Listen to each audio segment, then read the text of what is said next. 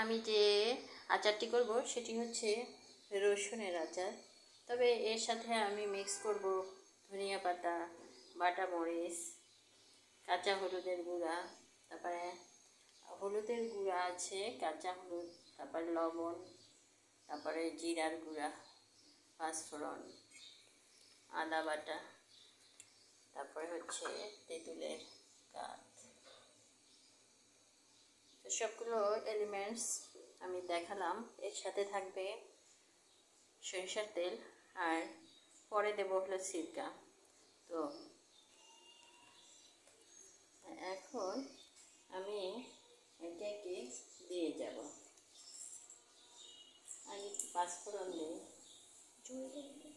একটু সামান্য লবণ দেবো প্রথম, কারণ যাতে ছিটে না ওঠে।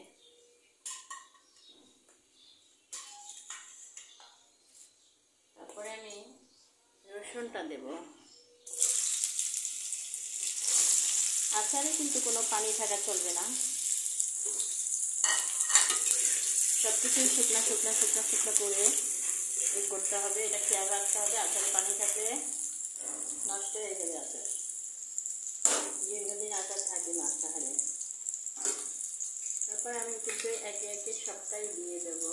এই দেখো, এটা হলো বাটা লাল মরিচ।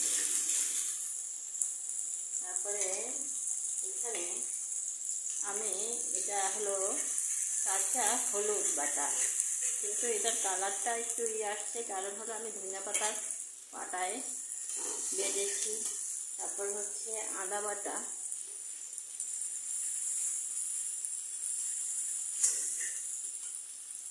তারপরে দেবো হলো লবণ, বাদ বাকিটা দেবো, তার সাথে হলুদের গুঁড়া দেবো, তারপরে জিরার গুঁড়া দেবো, তারপরে এটা বাদ বাকি মশলাগুলো দিয়ে দেবো।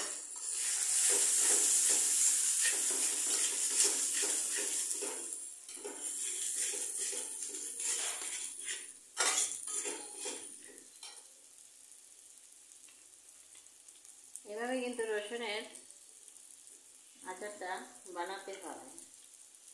তো আমি আমার পছন্দ মতো একটু, এটা হচ্ছে তেঁতুলের কাঠ, তেঁতুলের কাঠ বলো বা তেঁতুল ধোয়া পানি বলো, কিন্তু এটার মধ্যে বেশি পানি থাকা চলবে না, অল্প পানি।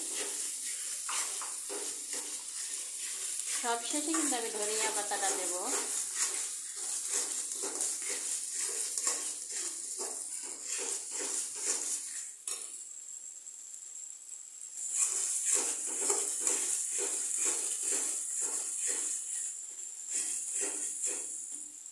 এখন দিলাম ধনিয়া পাতাটা, একটু বাটা দিচ্ছি, আমি বেশ সামান্য বেটে দিয়েছি। আমি যেভাবে আচারটা খাবো সেভাবেই আমি কিন্তু আচারটা তৈরি করছি। আর একটু 2 চামচ সিরকা দিয়ে দেবো। যদি বেশি দিন রাখা লাগে তাহলে কিন্তু একটু সিরকা দিতে হবে, সামান্য সিরকা না দিলে কিন্তু হবে না।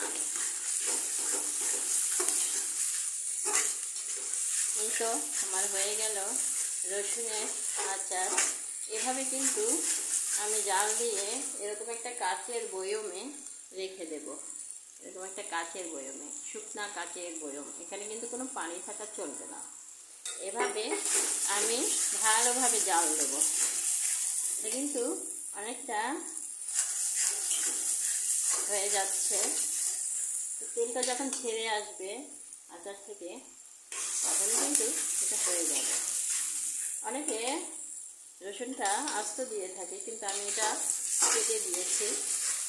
এটা এখন যে নতুন যে কাঁচা রসুনটা, এটা দিয়ে আমি করেছি। তো অনেকের পেটে গ্যাস হয়, তো যদি রসুনের আচারটা খেতে পারে শরীরের জন্য কিন্তু ভালো।